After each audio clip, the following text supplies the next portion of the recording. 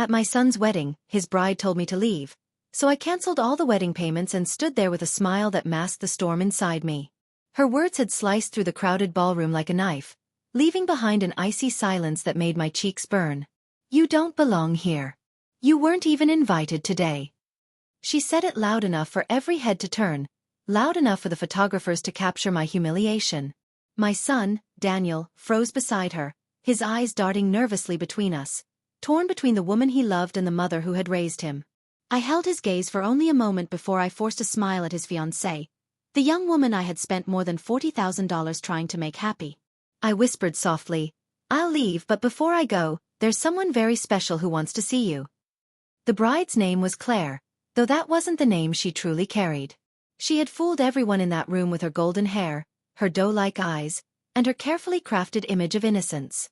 But she hadn't fooled me. Not anymore. As the tall man stepped out from behind me, Claire's face went white, as pale as the dress she had fought so hard to get. Her bouquet slipped from her hands and scattered across the polished marble floor. A gasp rippled through the crowd, and for a moment no one moved. I simply watched her crumble, and I knew this was the moment I had been waiting for. You're probably wondering how a 67-year-old woman found herself orchestrating the most chaotic wedding crash Charleston had ever seen. I'll tell you, it started months before this day, when my son Daniel first brought home the most enchanting liar I'd ever met. My name is Evelyn Carter, though most call me Eve. Until just last week, I had believed I was planning the wedding of the century for my only child. I had poured every ounce of love, energy, and money into that dream, emptying savings, cashing in bonds, and even borrowing against my home. Every penny went into creating the fairy tale Claire said she had always dreamed of. The venue was the prestigious Whitmore estate, a sprawling southern mansion with gardens so perfect they seemed pulled from a movie set. Her gown, a $12,000 designer dress that required endless fittings. 2,000 white roses flown in from Ecuador to line the chapel and ballroom. Even the pearl necklace she wore, my family's heirloom, passed down from mother to daughter-in-law, rested against her neck because I wanted her to feel like she truly belonged. She had once looked at me with teary eyes and whispered, "You're like the mother I never had." At that moment, I thought I had finally gained a daughter. Daniel was mesmerized by her. And I could almost understand why. She was beautiful in a way that seemed effortless, with a smile that softened the hardest edges of grief. She worked, or so she claimed, as a pediatric nurse. She volunteered at animal shelters. She spoke of wanting children with such conviction that I found myself daydreaming about holding grandchildren in my arms. She seemed perfect. Too perfect. And deep down, a small whisper in my chest told me something didn't quite add up. Her stories didn't always match. She talked about growing up in different towns, yet mixed up the smallest details when I asked questions. She always paid in cash, claiming she distrusted banks. She seemed oddly practiced at isolating Daniel from his friends, nudging him toward dependence only on her. I tried to push these doubts aside because Daniel's happiness mattered more than anything.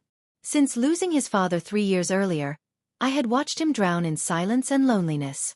Claire had brought him back to life, or so I thought. Then one evening, I learned the truth in the cruelest way. I had stopped by Daniel's apartment with boxes of wedding favors, little tokens for the guests, when I heard Claire's voice low and sharp from the bedroom. I froze in the hallway, clutching those boxes like they were my lifeline. "Marcus, I told you not to call me on this number," she hissed. "The wedding's still happening. I'll have access to his accounts once we're married. Don't start getting greedy now. We agreed on 30%. Look, the old woman's already given us more than 40 grand. After the house down payment, we're going to get at least 200,000 from this. Trust me, he's completely hooked." My blood went cold. I pressed my back against the wall and felt my knees nearly give out. She called my son a mark. My son, the boy I had carried, raised, protected. Nothing more to her than a target. My hands trembled so violently that I almost dropped the favors.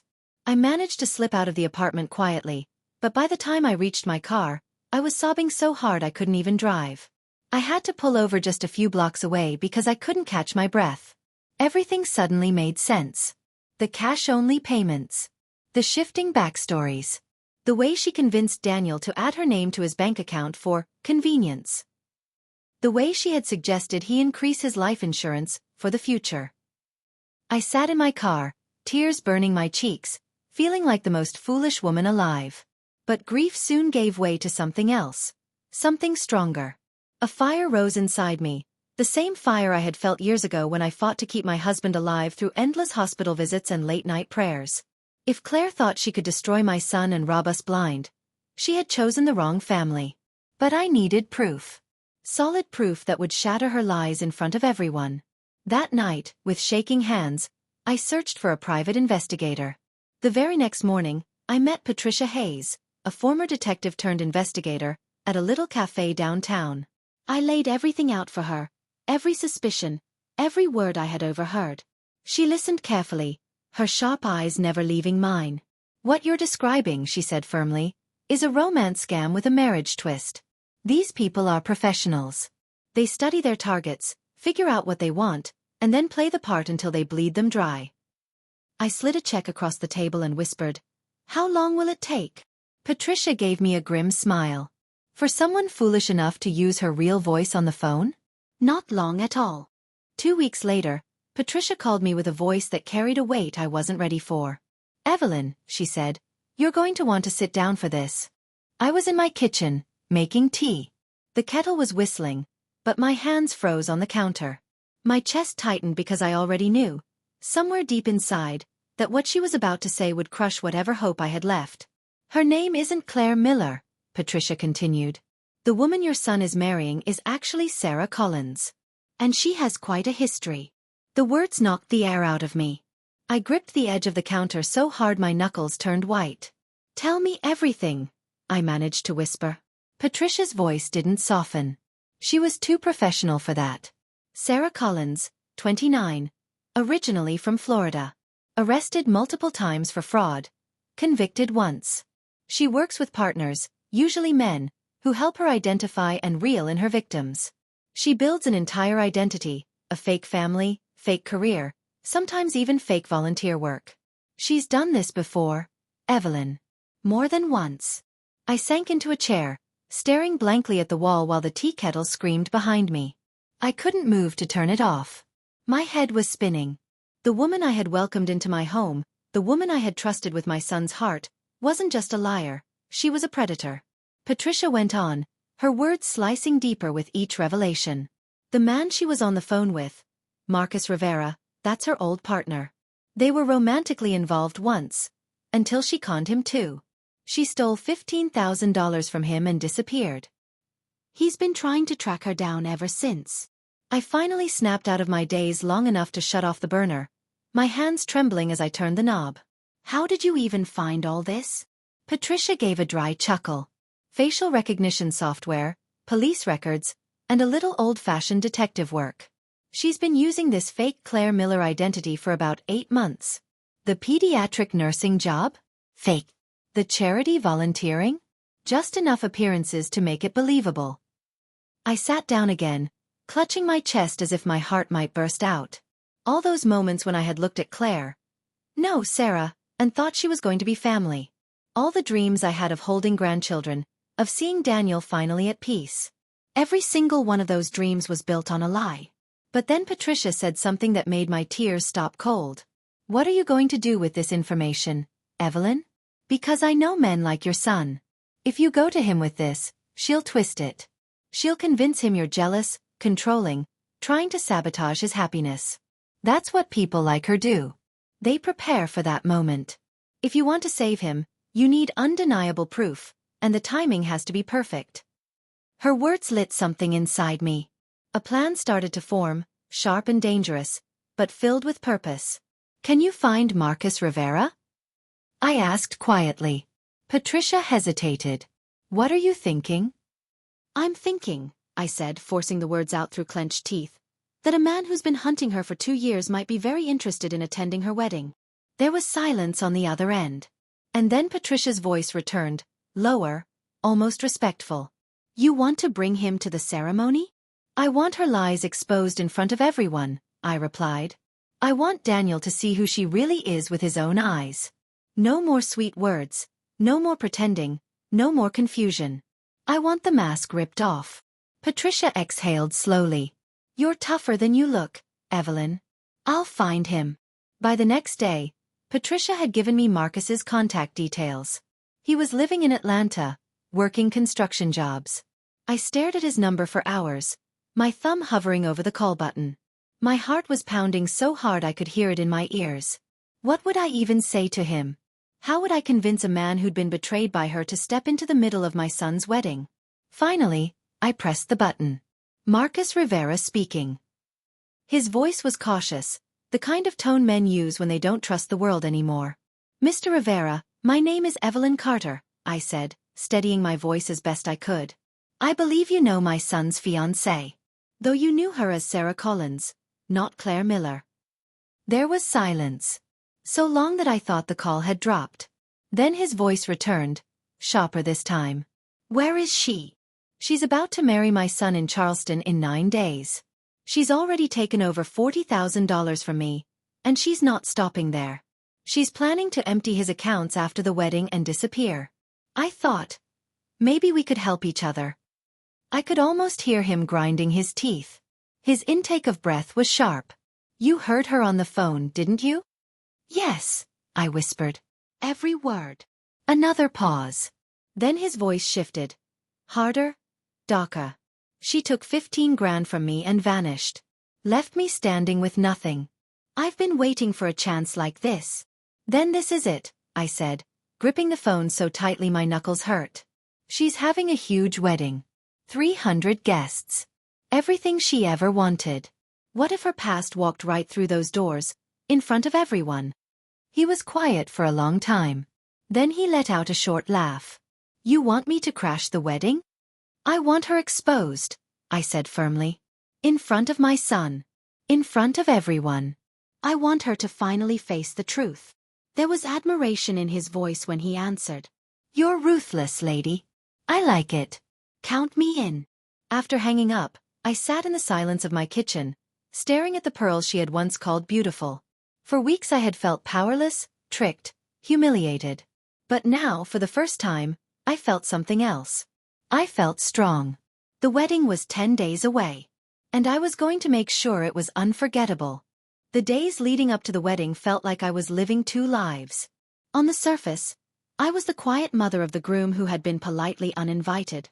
I cancelled my hair appointment, skipped the fitting for my dress, and pretended I was going away for the weekend. But behind the scenes, every breath I took was part of a bigger plan. A plan to save my son, even if it meant he would hate me for it, at least for a while. The night before I made the first call, I sat at my kitchen table staring at the phone.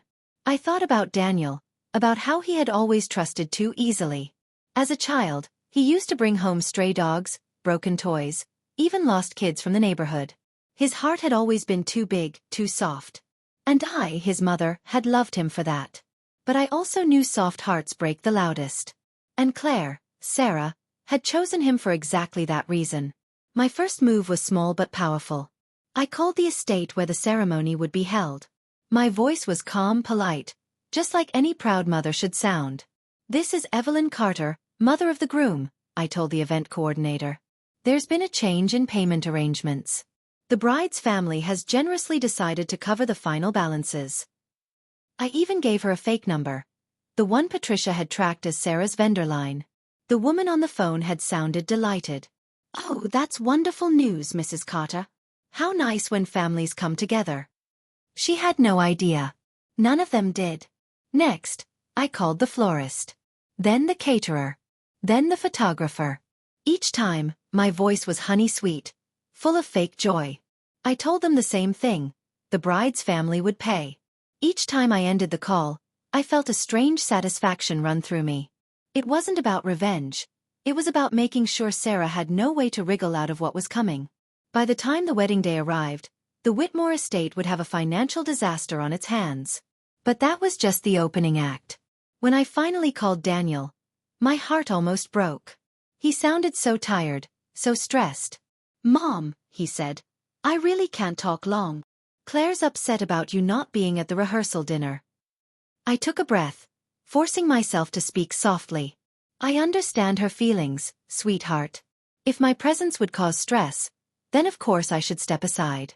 I only want your happiness. There was silence. Then his voice cracked just a little. Mom, are you sure? Maybe if you just talk to her. No, darling, I interrupted gently. This is her day. And I don't want to ruin it for either of you. I think I'll take a little trip. Maybe up to Savannah. Let you two enjoy the weekend without drama. The relief in his voice made my stomach ache. That's really thoughtful of you, Mom. When I hung up, I sat with the phone in my lap for a long time. My hands shook. He truly believed I was the problem. That his mother was jealous, bitter, trying to control him. And that hurt more than anything Sarah had done. But I reminded myself, by Sunday, he would see. By Sunday, he would understand everything. The very next evening, my phone rang. It was her. Mrs. Carter, she said in that syrupy voice that always seemed just a little too sweet. It's Claire. I just wanted to thank you for being so understanding about tomorrow. I know it might have felt harsh, but... Not at all, dear, I replied smoothly, forcing my voice to sound warm. A bride should feel completely comfortable on her wedding day. She giggled, soft and fake. That's so gracious of you. Daniel said you're heading to Savannah for the weekend. That's the plan, I said, pretending to laugh. A little antique shopping while you two begin your honeymoon. That sounds wonderful, she cooed. And Mrs. Carter, once we're settled, maybe we could have lunch together. I'd love for us to be close. My stomach turned, but I matched her tone. That sounds lovely, Claire. I'm sure we'll have so much to talk about. When the call ended, I poured myself a large glass of wine and looked at my reflection in the kitchen window. Here's to family, I muttered bitterly, raising the glass in mock toast. May they get exactly what they deserve. The morning of the wedding came gray and drizzly. The kind of weather brides call tragic and photographers call romantic. I woke at 5, too restless to sleep, and dressed in a simple black dress.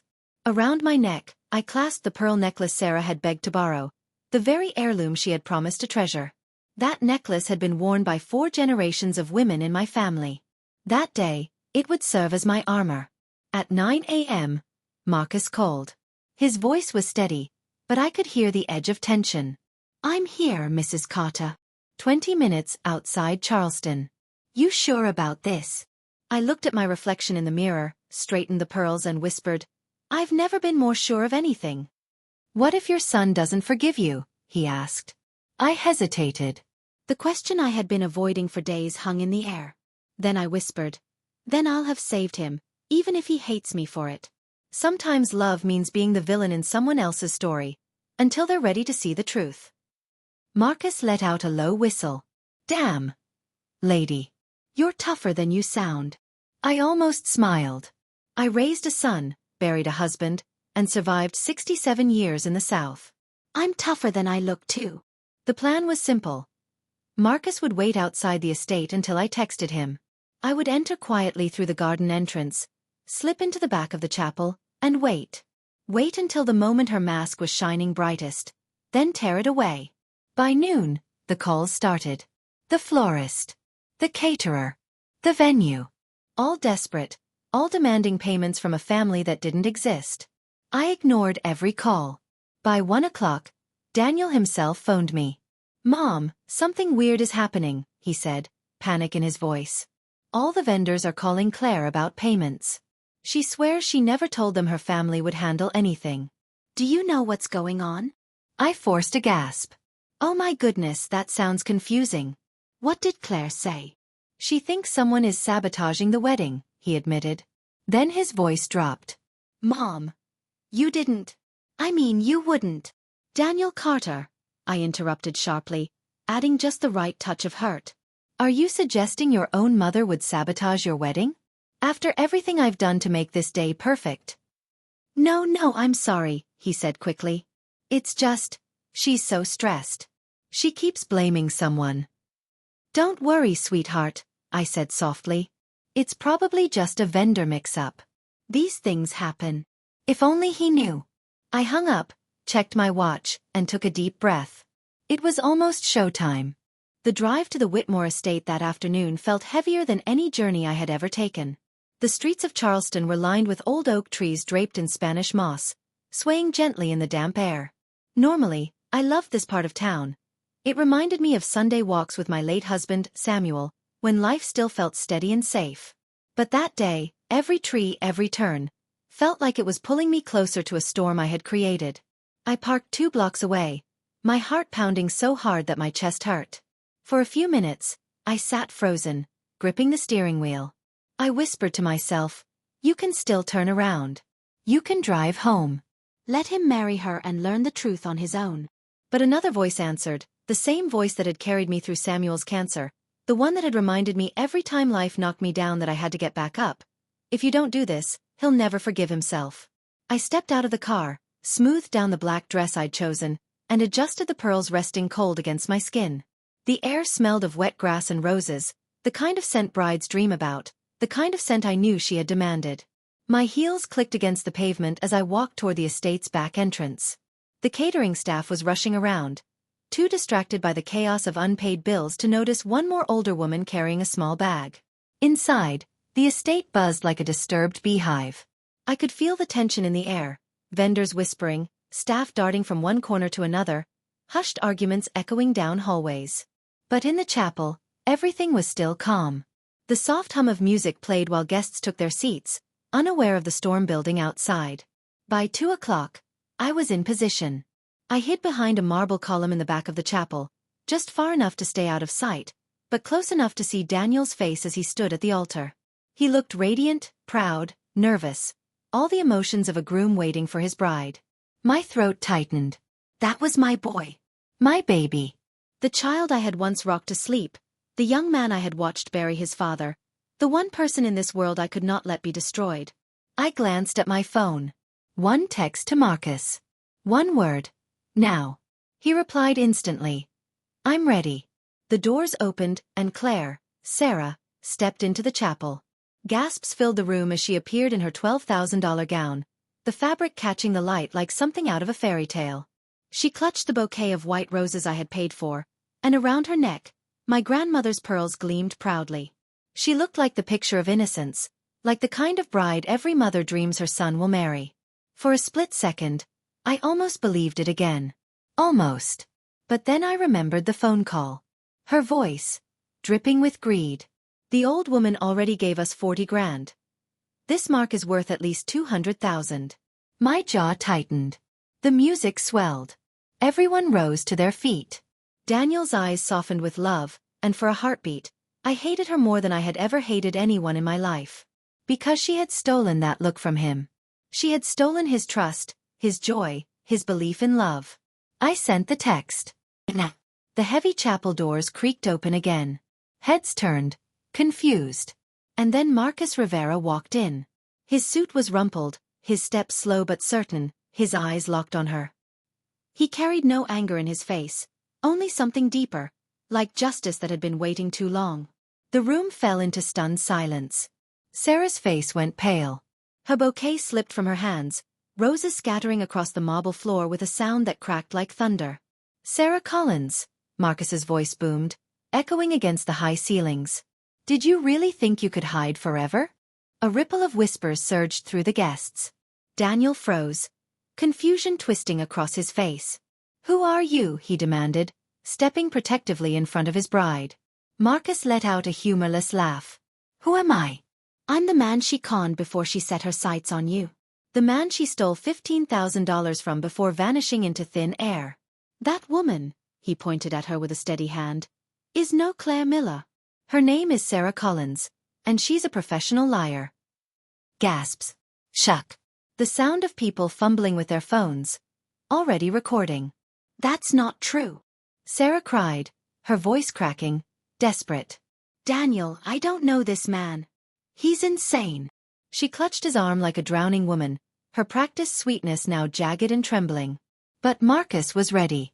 He reached into his jacket and pulled out a folder, holding up photographs one by one. "Here she is in Miami, running a scam at a hotel. Here she is in Birmingham, pretending to have cancer so she could steal from church donations. And here, my favorite, Sarah leaving our hotel room with my wallet, my watch, and the engagement ring I bought her." Daniel's face drained of color. "Claire, what is he talking about?" She shook her head frantically, tears spilling down her cheeks. "He's lying. Daniel, please, you know me. You love me. You believe me, don't you?" Marcus pulled out his phone, his tone cutting like a blade. You want to know what she really thinks of you? He pressed a button. Her voice filled the chapel, clear and cruel. The son's just a mama's boy, Mark. All I have to do is cry about my tragic past, and he writes another check. The crowd gasped. My son's eyes widened. His shoulders stiffened. His hand dropped from hers. I clutched the cold marble behind me to keep from collapsing. This was the moment. The truth was pouring out, shattering the fairy tale she had built. And yet, all I could feel was a deep ache for my boy. Because I knew his heart was breaking right in front of everyone. For a few seconds after Marcus played that recording, the entire chapel stood frozen in silence.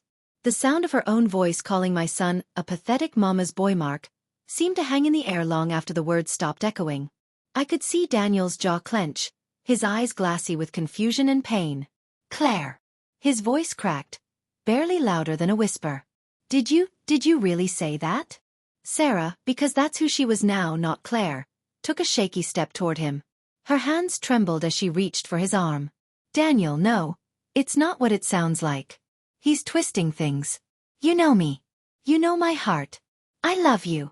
But her words felt hollow in the heavy silence. The sweet tone she always used was gone. It sounded forced, brittle. And Daniel, my son, stood staring at her as if he no longer recognized the woman in front of him. Marcus didn't give her a chance to recover. You think she loves you? His voice cut through the chapel like broken glass. She doesn't even know what love means. All she knows is lies and money. That's all you are to her, Daniel. A paycheck. Stop it, she screamed suddenly, her voice shrill and panicked. Her face twisted, the mask slipping completely now. You don't know anything about us. You don't know how much I... But Marcus raised his phone again, scrolling. Oh really? Then maybe you'd like to explain this. He pressed play. Her voice once more filled the chapel, cold and mocking. The old bat is so desperate for grandchildren, she'll believe anything. And her son? Complete mama's boy. Once the wedding's over, we'll get everything we need and I'll disappear before he even knows what happened. My hand flew to my mouth. I felt the sting of tears in my eyes, not for myself, but for Daniel. Because now the entire chapel knew what she truly thought of us. And worst of all, he knew too. I saw Daniel's chest rise and fall, faster now, his hands curling into fists at his sides. His voice shook as he looked straight into her eyes. You called my mother that? She stumbled, her face blotchy from tears. No, Daniel. Please, it was taken out of context. I didn't mean it like that. I swear. You have to believe me. You're everything to me. His voice grew louder, stronger. Everything to you? My mother gave you everything. She emptied her savings, she borrowed against her house, she gave you her family pearls. And this whole time, you were laughing at us. People in the pews were whispering, some shaking their heads, some already recording on their phones. I could see Daniel's college roommate in the third row, holding his phone high, streaming the entire disaster live. There was no coming back for her now. Sarah's tears streamed down her face, smearing her perfect makeup. She turned suddenly, pointing across the chapel. Pointing at me. Her fingers shook as she screamed. This is her. This is her doing. She set me up. She hates me, Daniel. She always hated me. She hired this man to ruin our wedding. Gasps erupted around me as dozens of heads turned. I froze. So much for hiding behind the column. Daniel's eyes widened when he saw me. Mom. His voice cracked. You said you were in Savannah. What are you doing here? My knees felt weak, but I stepped forward, straightening my back and lifting my chin. The pearls around my neck felt heavy, but they gave me courage. My voice was calm, steady. I lied, sweetheart. Something I learned from watching her. His face twisted with a mix of shock and hurt. You orchestrated this? I exposed it, I corrected softly. There's a difference. Sarah wasn't done. Her voice rose, desperate and venomous. Don't you see, Daniel? She can't let you go. She wants to control you forever. She's jealous of me, jealous that you love me more than her. That's what this is. I felt the words slice at me, because I knew she was planting the one seed that could grow in Daniel's heart, That ugly thought every son sometimes wonders. Does my mother want me to stay her little boy forever? For a moment, I saw doubt flicker in his eyes. 29 years of her manipulative lies against 67 years of my love and sacrifice. What would he choose? Before he could answer, Marcus stepped forward.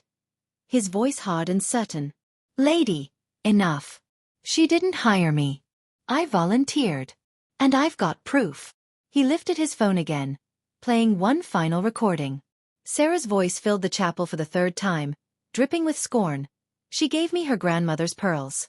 Said it was a family heirloom. I'll probably pawn it after the honeymoon. Daniel's eyes dropped instantly to the necklace resting against her throat. His mother's pearls. My pearls. The symbol of trust, of family, of love. His face turned white, then red, then an ugly gray that made my stomach twist.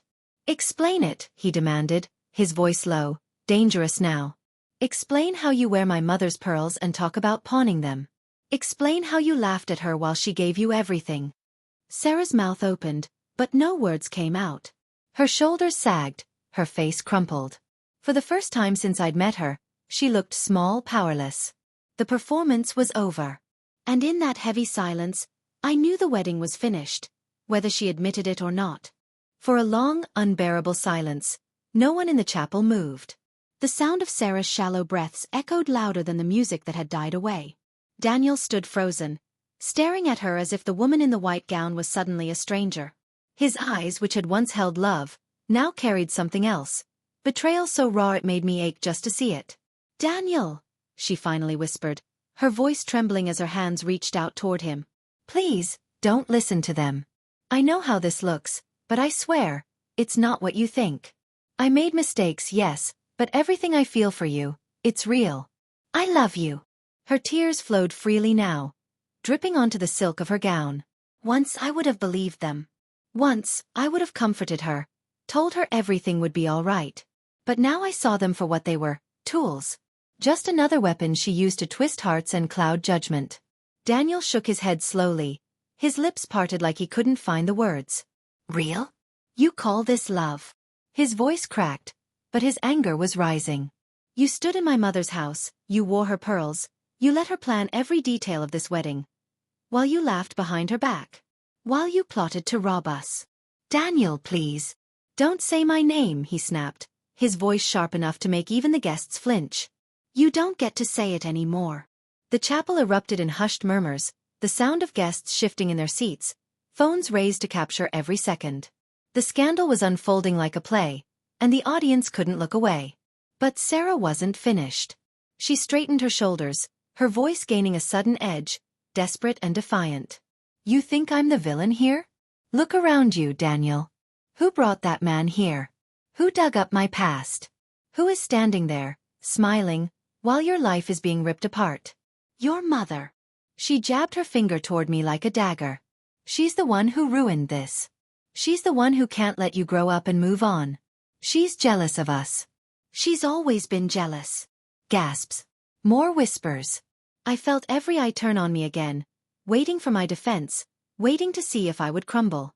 My throat tightened, but I forced myself to stand taller. My hands shook slightly, but I didn't let them see. Daniel's eyes flickered between us, torn. I saw it in his face, that terrible hesitation. Her words had planted seeds of doubt. What if I was jealous? What if I had crossed a line? What if my love had turned into something possessive, something ugly? I swallowed hard, but before I could speak, Marcus stepped in. His voice thundered with authority. She didn't ruin your life, Daniel. She saved it. And if you want proof, I've got more than just words. He raised his phone again. Would you like to hear what your bride said about your future? About how she was going to bleed you dry until nothing was left? No! Sarah screamed, lunging toward him, her hands clawing at the phone. Don't you dare! But Marcus was faster. He pressed play. Her voice filled the chapel once again. He's worth at least 200 grand. After I get access to his accounts, I'll stick around just long enough to secure half his assets, then vanish. He'll never see it coming. Stupid men never do. The room exploded. Gasps, angry mutters, the sound of chairs scraping. A woman in the front row pressed her hand to her chest. Someone else whispered. My God! Daniel staggered backward as if he had been struck. His hand went to his chest, his eyes brimming with tears. You plan to ruin me, he whispered. His voice was hoarse, heavy with disbelief. All of this? All of us? It was just a game to you? Sarah's facade crumbled. She collapsed to her knees, sobbing so hard the pearls around her neck rattled against the marble floor. It started that way, she cried. Yes, it started as a job. But then, I don't know, somewhere along the line, I thought maybe it could be real. Maybe I could actually love you. Daniel stared down at her, his face etched with pain. Real. His voice shook. What part of you was real, Sarah? Your name? Your job? Your family? Or was that all just stories you made up so I'd feel sorry for you?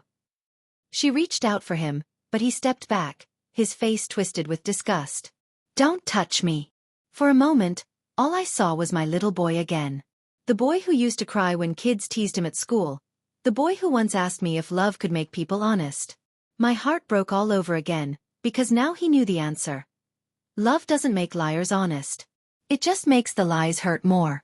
Sarah's sobs echoed through the chapel, but no one moved to comfort her. Guests whispered among themselves, some shaking their heads, others filming with their phones. The fairy tale wedding had become a public execution of trust. Finally, Daniel turned away from her. His voice was quiet, almost too quiet. Take off the pearls. Her tear-streaked face lifted in shock. What? They don't belong to you, he said firmly. They never did. Shaking, she unclasped the necklace and let it fall into his hand. His fingers closed around it tightly before he crossed the aisle to me. He placed them gently in my palm, his eyes red and swollen. They're yours, Mom. They always were. My throat tightened as I closed my fingers around the pearls.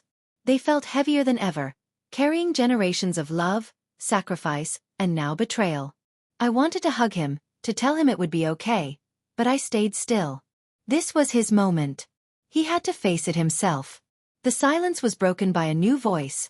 Deep, stern. Sarah Collins? Two men in dark suits stepped into the chapel, flashing badges. FBI. You're under arrest for fraud, identity theft, and conspiracy. The entire chapel gasped again. Phones shot up higher, guests whispering frantically. Sarah froze, her mouth hanging open. No, this isn't happening. You can't do this. Not here. But they were already moving forward. The taller agent pulled out handcuffs as the other read her rights in a clear, steady tone. Anything you say can and will be used against you in a court of law. The sight was surreal. A bride in a $12,000 dress being handcuffed in front of 300 stunned wedding guests. Sarah twisted, fighting against their grip, her voice shrill with fury. This is a setup. They're lying. Daniel, please, tell them. Tell them it's not true. But Daniel didn't move. He didn't say a word. As they dragged her down the aisle, her screams filled the chapel. You'll regret this. Both of you. This isn't over. Her words echoed long after the doors slammed shut behind her. And then, silence. The guests sat frozen, unsure whether to leave or stay, whether to laugh or cry. The minister at the altar looked like he had never been trained for this in seminary school. And at the center of it all, my son stood alone in his tuxedo, staring at the empty doorway where his bride had just been taken away in handcuffs. For a long while after the chapel doors closed behind the FBI agents, the room sat in stunned silence. The kind of silence that follows an accident on the highway, when everyone holds their breath because they can't quite believe what they've just seen. 300 guests, friends, relatives, colleagues, shifted uncomfortably in their seats, staring at the altar where a wedding had just turned into a spectacle of betrayal. Daniel stood frozen, his body stiff, his hands shaking slightly at his sides. He looked like a statue, carved out of stone, except for his eyes. His eyes were full of fire and water at the same time. He didn't cry. He didn't move. He just stood staring at the place where Sarah had been, as though trying to rewrite the last 10 minutes in his mind, to find some version of events where it wasn't all true. Finally, he let out a hollow laugh, the kind of laugh that comes when there's nothing left inside. Well, his voice cracked but carried through the room. This is awkward. A few guests chuckled nervously, their laughter brittle. But no one really smiled. Daniel rubbed his hand across his face, as if trying to wipe away the moment.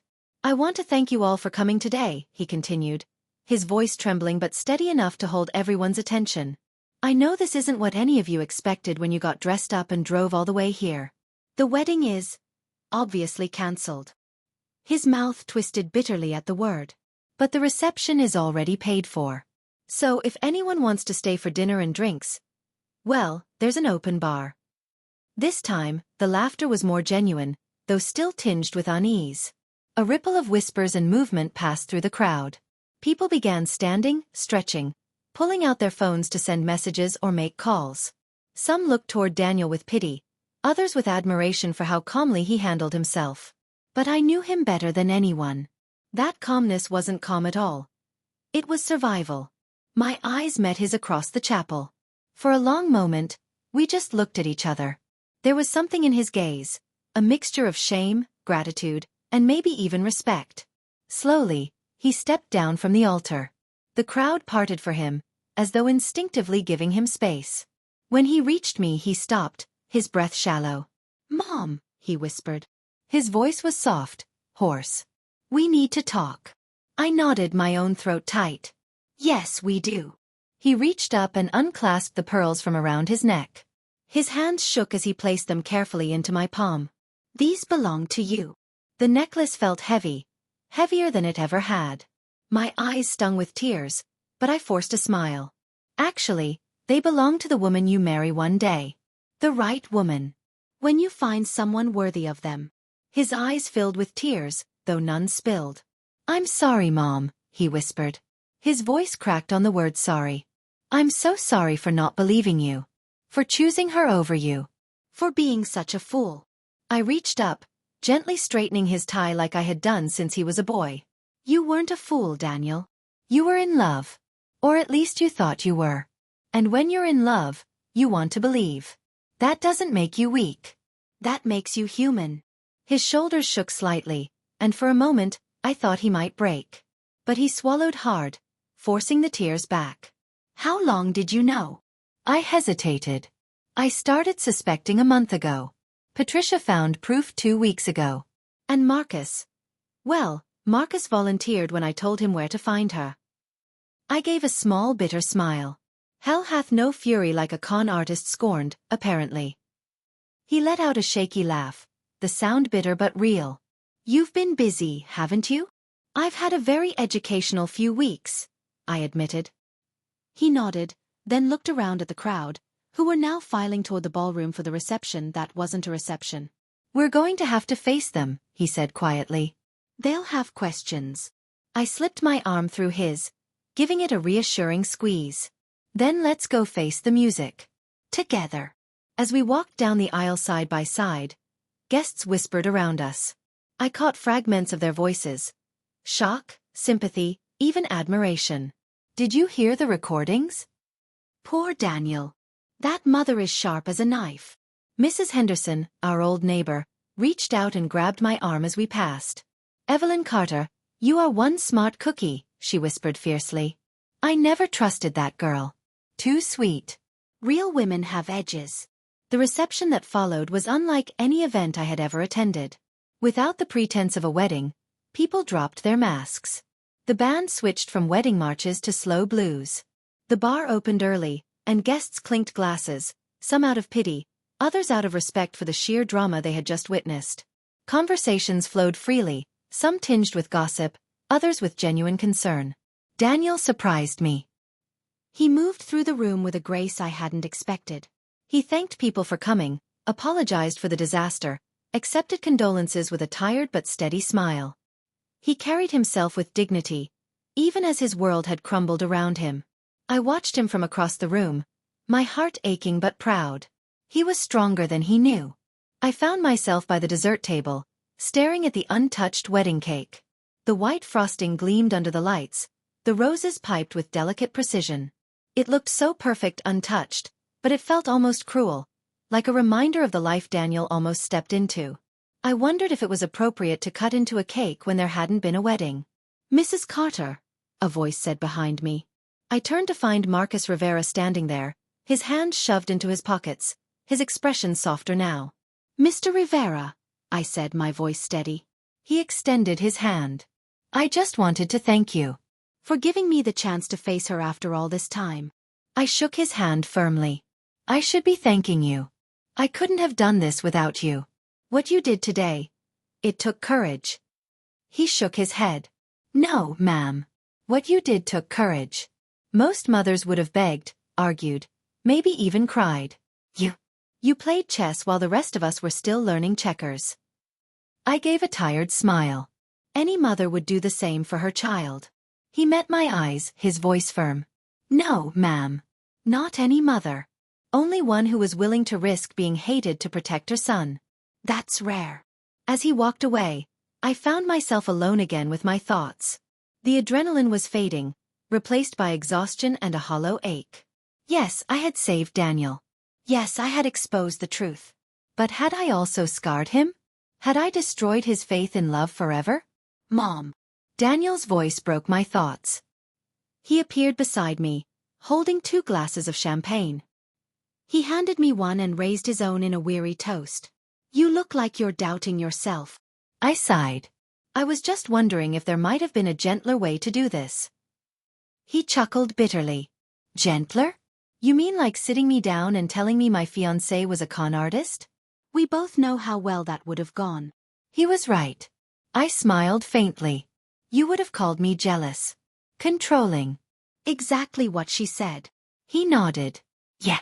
But do you know what actually changed my mind today? I tilted my head. What? It wasn't Marcus showing up. It wasn't even the recordings. His eyes grew serious. It was watching her face when she realized you'd outplayed her. For 1 second, her mask slipped completely. And I saw her for what she really was.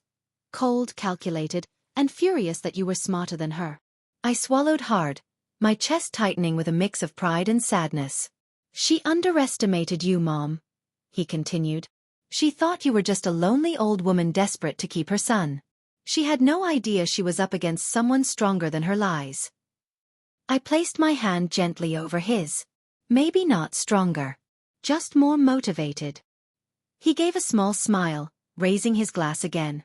Here's to you, Mom. The woman who taught me never to underestimate a Carter.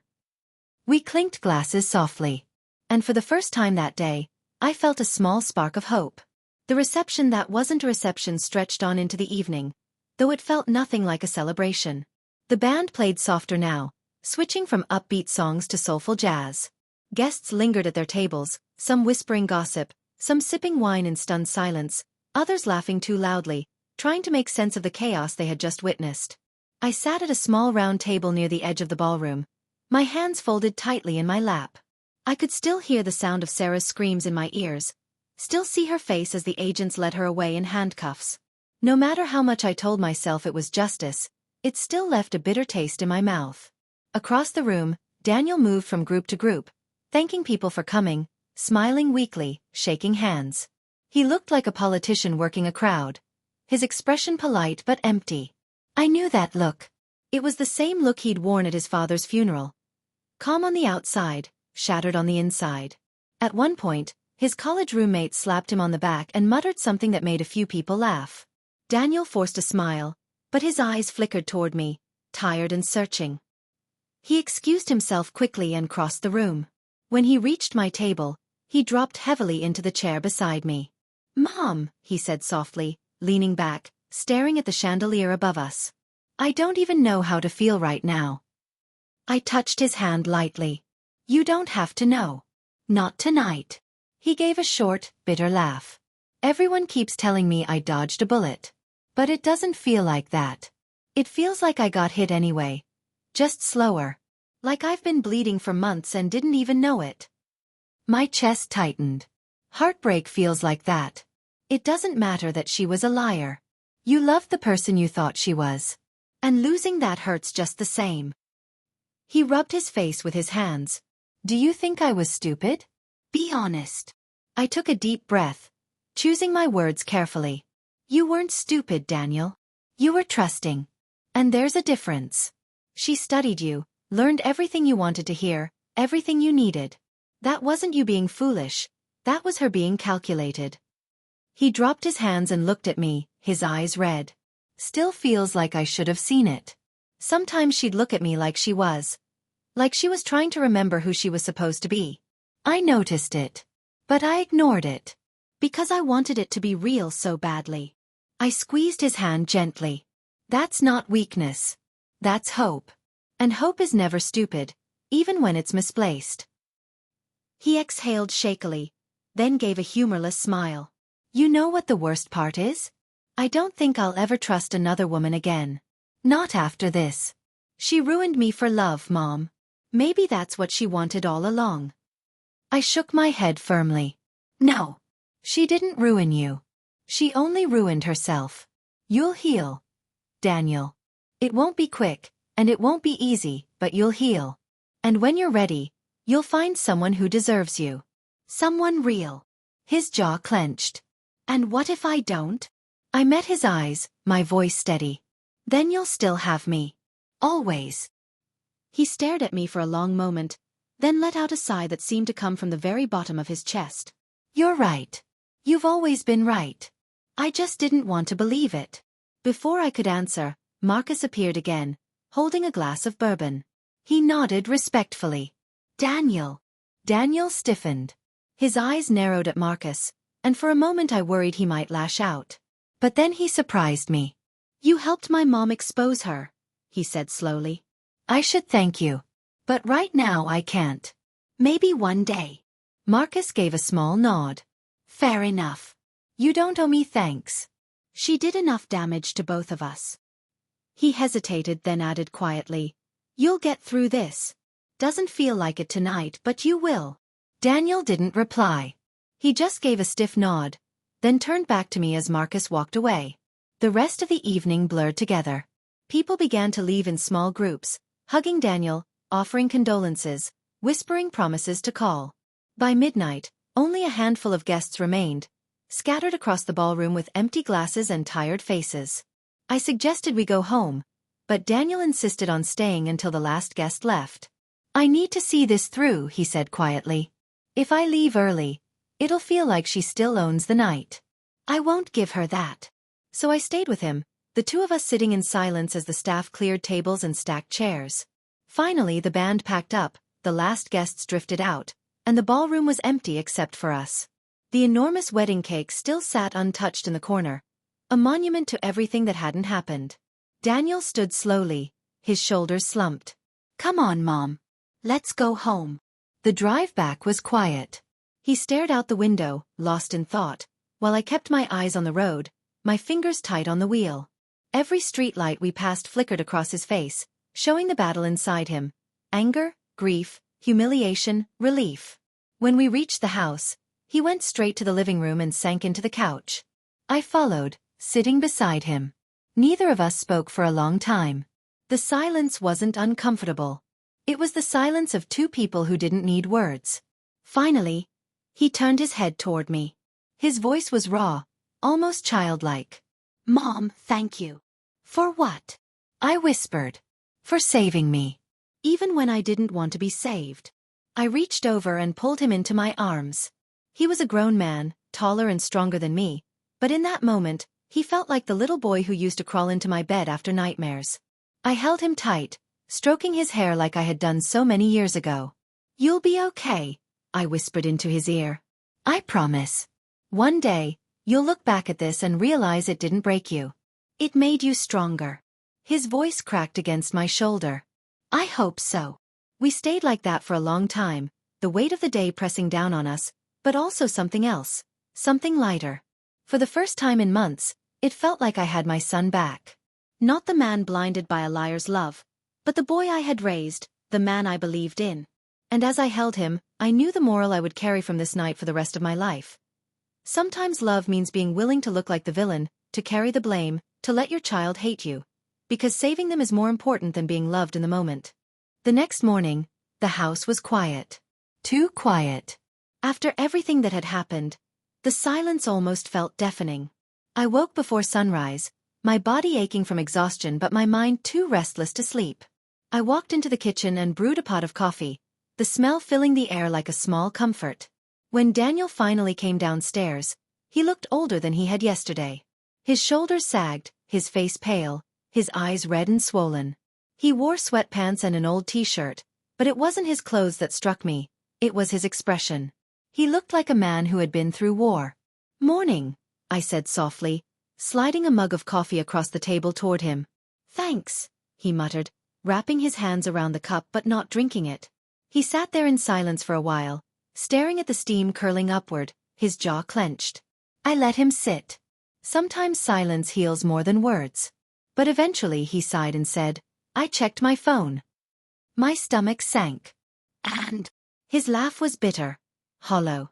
"It's everywhere. Videos of the wedding, clips of Marcus, the recordings. Hashtags like #conbride, #weddingcrash, #mama knows best. Everyone's sharing it. Some people think it's funny. Some are furious. And some," he swallowed hard, "some are making jokes about me. About how stupid I was. About how I didn't see it." I reached across the table and touched his hand. "Daniel, people always talk. They love drama. They love someone else's downfall because it makes their own lives feel bigger. Don't let strangers on the internet decide your worth." His lips pressed together tightly. "It's not strangers I'm worried about. My colleagues, my friends, they'll all see it too. They'll know I was fooled. They'll laugh behind my back." I shook my head firmly. "No. The people who truly care about you won't laugh. They'll see the truth, that you were targeted, manipulated, used. That's not shameful. That's human." He finally took a sip of his coffee, staring into the cup as though answers might appear at the bottom. "I can't stop hearing her voice. That recording. The way she called you an old bat. The way she laughed about pawning the pearls." His hands trembled slightly around the mug. "It's burned into me. I don't know if I'll ever forget it." My heart broke all over again, but I forced myself to stay calm. "You will forget, sweetheart. Maybe not soon, maybe not easily. But one day, her voice will fade. And when it does, you'll remember something else. You'll remember that you survived her." He closed his eyes for a long moment, nodding faintly. We spent the day in a strange haze. Calls poured in from relatives and friends, each one expressing shock, pity, or in some cases, admiration for how it had been handled. "Your mother is incredible," one of Daniel's co-workers said on speakerphone. "She saved you from the biggest mistake of your life." Daniel smiled weakly at that, but once the call ended, he muttered, "Yeah, but at what cost?" By evening, news outlets had picked it up. Articles with headlines like, "Con Bride Arrested at the Altar," and "Mother Outs Fraud in Dramatic Wedding Showdown," flooded the internet. My name wasn't mentioned directly, but the story was already spreading like wildfire. I knew it was only a matter of time before reporters started calling. That night, Daniel and I sat in the living room, the TV off, the lights dim. He lay stretched out on the couch, staring at the ceiling, while I sat in the armchair, knitting absent-mindedly. Neither of us spoke for a long time. Finally, he broke the silence. "Mom." "Yes, sweetheart." He sat up slowly, his elbows on his knees. His voice was soft but heavy. "Do you ever wonder if maybe we're cursed? Dad got sick. I lose the first woman I ever loved. It's like happiness doesn't last in this family." I set the knitting aside and leaned forward, my voice steady but gentle. "We're not cursed, Daniel. Life just hurts sometimes. But pain doesn't mean we're cursed. It means we're alive. And as long as we're alive, there's hope for better days." He nodded faintly, but his eyes stayed clouded. I moved to sit beside him on the couch. I took his hand, squeezed it. "I know it feels like she ruined love for you. But love isn't gone, Daniel. Love is sitting right here beside you. Love is me fighting for you, even when you thought I was wrong. Love is your father watching over us, proud of you even now. Love isn't always romantic. Sometimes it's just the people who refuse to let you fall." His throat worked as he swallowed hard. For the first time all day, his eyes softened. "I don't deserve you." I shook my head. "You deserve more than me. But I'll do until the right one comes along." That made him laugh, a real laugh this time, though it was still cracked around the edges. He leaned his head on my shoulder, just like he had when he was a boy. "I don't know what I'd do without you." I kissed his hair. You'll never have to find out. The hours slipped by, the room growing darker, but neither of us moved. The world outside was buzzing with gossip, headlines, and scandal. But inside that little living room, there was just me and my son, two survivors, holding each other up in the ruins of what could have been. And as I sat there, stroking his hair, I realized something important. The story wasn't about Sarah, or her lies, or even the wedding that never happened. It was about us. About how love, real love, doesn't crumble when lies are exposed. It grows stronger. The days that followed felt like walking through the ashes of a fire. Everywhere I looked, I saw remnants of what had been meant to be a joyful occasion. The unused wedding favors stacked in the garage, the flower arrangements wilting in vases, the half-eaten cake sitting in the refrigerator like a cruel joke. Every detail reminded us of what we had lost, but also of what we had survived. The phone never stopped ringing. Friends, relatives, even strangers who had somehow found our number. Everyone had something to say. Some offered comfort, some offered gossip, and a few offered congratulations for exposing the truth. I appreciated their words, but I also longed for quiet. Because behind every call, I saw the same thing reflected in Daniel's eyes. Shame, humiliation, and heartbreak. One evening, a week later, I found him sitting in the backyard alone. The sun was setting, painting the sky with streaks of orange and pink. He sat hunched forward in a lawn chair, staring at the grass, his hands clasped tightly together. I walked out quietly, carrying 2 mugs of tea, and set one on the small table beside him. "Thanks," he muttered, not looking up. I settled into the chair beside him. For a long time, we just sat there in silence, the air cooling around us. Then he finally spoke, his voice low. "Do you think people will always see me as the guy who almost married a con artist?" I turned my head to look at him. His face was etched with worry, his jaw tense. He looked less like a grown man and more like the boy who used to come home from school, asking if he was good enough. "No," I said firmly. "That's not who you are. People might talk for a while, but gossip fades. What lasts is how you rise from it. You're not defined by her lies, Daniel. You're defined by how you choose to move forward." He nodded slowly, though doubt lingered in his eyes. It's just hard not to feel used. Like I was nothing more than a paycheck. It makes me wonder if anyone will ever love me for me. I reached over and placed my hand on his. They will. But love isn't about finding someone perfect, Daniel. It's about finding someone true. And you'll find her. Maybe not today, maybe not tomorrow, but one day. He was quiet for a while, then he whispered, "I wish Dad were here." My chest tightened. So do I. We sat there, letting the memory of his father wrap around us like a blanket. After a long pause, I said softly, "You know, your father once told me something I never forgot. He said, the truest test of love isn't how you feel when everything's easy. It's how you act when everything falls apart." Daniel's eyes flickered toward me. "Do you think I passed that test?" I smiled gently. "You didn't walk away from the altar with her, Daniel. You walked away with your dignity. That's more than passing. It's surviving." For the first time in days, I saw a small spark of hope in his eyes. He leaned back in his chair, exhaling slowly, as if letting go of a weight he'd been carrying too long. Later that night, as I tucked the pearls back into their velvet box, I realized something important. Those pearls weren't just jewelry. They were a symbol of trust, of family, of the strength to endure betrayal. They had survived generations, and now they had survived this. Someday, I would give them to Daniel again. Not to wear, but to pass on when he found a woman who truly deserved them. Weeks passed and the world moved on. Other scandals filled the headlines. Other stories captured people's attention. But for us, the lesson lingered. The wedding that never happened became less about embarrassment and more about resilience. People in town began to look at Daniel not as the man who was fooled, but as the man who escaped. And slowly, his shame began to fade. One evening, as we were clearing the dinner table, Daniel stopped me. "Mom," he said quietly, "I've been thinking. Maybe I should move. Start fresh somewhere new. Away from all the whispers." I studied him for a moment, then shook my head. Running won't silence the whispers, Daniel. Living with your head held high will. Let people talk. Let them laugh. In time, their laughter will die. But your strength, that will last.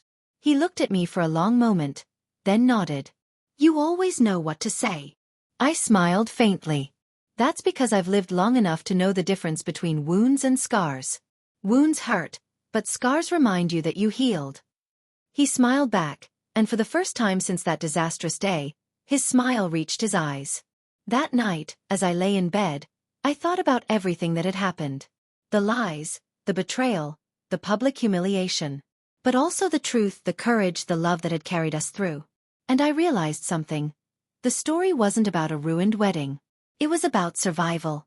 About the unbreakable bond between a mother and her son. The moral was clear. Trust can be broken, love can be faked, and appearances can deceive. But true love, the kind rooted in sacrifice, loyalty, and honesty, never fails. It might not come wrapped in white dresses or diamond rings. Sometimes, it looks like a mother standing alone in a chapel, risking everything to save her child. And as I drifted to sleep, I whispered a silent prayer. Not for Sarah, not for the people who mocked us online, but for Daniel. That one day, when he least expected it, he would find someone real. Someone who wouldn't laugh at his heart, but would treasure it. Someone who would look at those pearls and see not money, but history, love, and family. Until then he had me. And sometimes that was enough.